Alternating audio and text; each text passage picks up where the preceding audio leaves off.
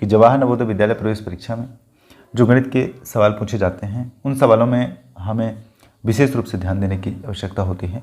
उसमें है पूर्ण संख्याओं पर 4 आधारभूत संख्याएं, और उन 4 आधारभूत संख्याओं को हम यहाँ पे आपको बताएंगे। आप वीडियो पर कंटिन्यू बने रहिएगा। 4 आधारभूत संख्याएं हैं, उनका मैं नाम बता दूं। वो नाम है संबरक का नियम, और दूसरा है क्रम विनिमय का नियम, सहचर्य का नियम और बंटन का नियम। सबसे पहले हम शुरू करेंगे संबरक का नियम। तो बच्चों, संबरक का नियम साधारण नियम होता है। जैसे साधारण हम जोड़ गुणा करते हैं उसी तरह से संबरक नियम में भी होता है। इसमें 2 चीज़ें होती हैं, एक तो जोड़ के लिए और दूसरा गुणा के लिए। देखिए, जोड़ के लिए हम क्या करेंगे, मान लो 5 धन 7 बराबर 12, ये संबरक का नियम है। और एक 8 उदाहरण ले लेते हैं, 3 धन 4 बराबर 7, संबरक का नियम। गुणे में क्या करेंगे, 5 गुणे 7 35, या कि 4 गुणे 6 4 6 24। इस तरह से संबरक का नियम यहाँ पे लागू होता है। अगले स्टेप में लेंगे क्रम विनिमय का नियम, और इस क्रम विनिमय के नियम में हमको ध्यान भी देना है कि संबरक से थोड़ा सा अलग होता है। जैसे जोड़ के लिए हम जब करेंगे क्रम विनिमय का नियम, तो हमारे पास होगा, मान लो 3 धन 4।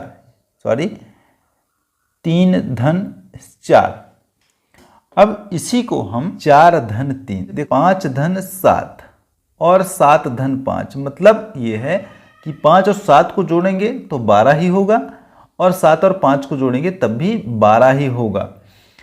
इसका मतलब है बराबर, चाहे पहले नंबर पर लिखो चाहे दूसरे नंबर पर लिखो, दोनों का मान बराबर होना चाहिए और संख्याएं भी समान होनी चाहिए। क्रम विनिमय के नियम में ये लागू होता है। फिर क्रम विनिमय का गुणा का नियम जो होता है उसको भी ध्यान से देखना है। 3 गुणे 4 चाहे 4 गुणे 3, दोनों का मान बच्चों बराबर होता है। 4 तियाँ 12 और 4 तियाँ 12, यहाँ पे 3 चौको 12 और 4 तियाँ 12, दोनों का मान तो बराबर ही हो रहा है। चलिए आगे सहचर्य के नियम को और ध्यान से देखिएगा और हल्के में ना लीजिएगा, क्योंकि यहाँ से सवाल आते हैं परीक्षा में, और इस नियम को ध्यान रखिएगा। कल मैं जो है अगले वीडियो पर इससे रिलेटेड सवाल को हल करूँगा। अब ये जो सहचर्य का नियम है, ये भी जोड़ के लिए भी और गुणा के लिए भी अपन को अलग अलग करना है। तो सबसे पहले अपन जोड़ के लिए कर लेते हैं, फिर गुणा के लिए भी कर लेंगे इस नियम को।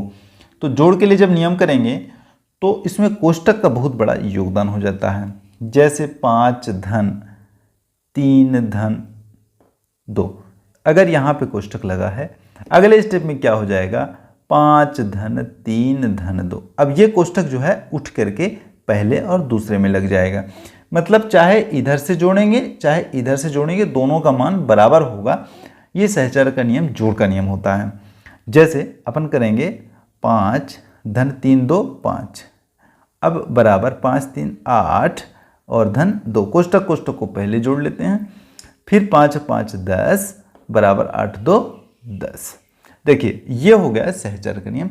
अब आपको बंटन के नियम पर भी ध्यान देना है कि बंटन का नियम क्या होता है, और बंटन के नियम बताने के पहले मैं सहचर्य के नियम का गुणा भी बता देता हूँ। गुणा सेम जोड़ के जैसे है, बस चिन्ह का फर्क होता है कि चिन्ह कैसे इसमें लगाते हैं। जैसे इस संख्या को सेम ले लेता हूँ समीकरण को, 5 गुणे 3 गुणे 2, सेम चीज़ है। और दूसरी स्थिति क्या होगी, 5 गुणे 3 गुणे 2, इसका मतलब भी बराबर होगा यहाँ और यहाँ। 5 3 दूना 6, यानी 5 गुणे 6 बराबर 5 3 15 गुणे 2। देखिए मान अलग अलग आ रहा है, लेकिन वहाँ पे हमको बराबर मिलेगा। अब देखेंगे कि कैसे बराबर होता है। 5 छक्का 30 और 15 दूना 30। ये देखो बच्चों, दोनों का मान बराबर हो गया। आपको अब बंटन के नियम पर भी ध्यान देना है। तो बंटन का नियम क्या होता है, इसके लिए भी पहले जोड़ देखेंगे, फिर देखेंगे क्या, गुणा देखेंगे। तो यहाँ पे अपन लगा लेते हैं बंटन का नियम। अब देखिएगा बंटन का नियम क्या होता है, इसको ध्यान से समझिएगा। बंटन के नियम में जैसे मान लीजिए मैं कर लेता हूँ 2 गुणे 5 धन 7। अब इसी को मैं एक स्टेप लगा अगले में क्या कर देता हूँ, दोनों को बांट देता हूँ। दोनों को 2 को 5 से भी बांट देता हूँ, तो 2 गुने 5 कोष्टक लगा देता हूँ, धन फिर 2 को 7 में भी बांट देता हूँ, तो 2 गुने 7 हो जाता है वही चीज़। ये इसको कहते हैं बंटन का नियम। दूसरा लेता हूँ कि मान लो 13 धन 2 गुणे 7 बराबर क्या करूँगा, 13 गुणे 7 धन 2 गुणे 7, दोनों का मतलब बराबर ही होगा बच्चों। इस तरह से ये जो 4 नियम हैं, इन चारों नियमों को अच्छे तरह से ध्यान लीजिएगा। एक बार और बता दूं कौन कौन सा नियम है, संवरक का नियम है, क्रम विनिमय का नियम है, सहचर का नियम है और ये जो बंटन का नियम है। इन चारों नियमों को ध्यान रखना, तब चारों आधारभूत संक्रियाएं कंप्लीट होंगी, यानी 4 fundamental operation on whole numbers का जो है पूरा होगा, अन्यथा पूरा नहीं होगा।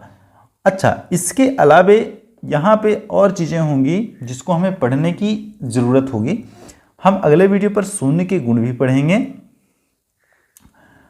और शून्य के गुण के अलावा हम 1 के गुण भी पढ़ेंगे और विभाज्यता के नियम पढ़ेंगे। विभाज्यता की जांच के नियम जो है मैं पहले की वीडियो पर बता चुका हूँ, आप वीडियो पर जा करके और देख सकते हैं चैनल पर जा करके।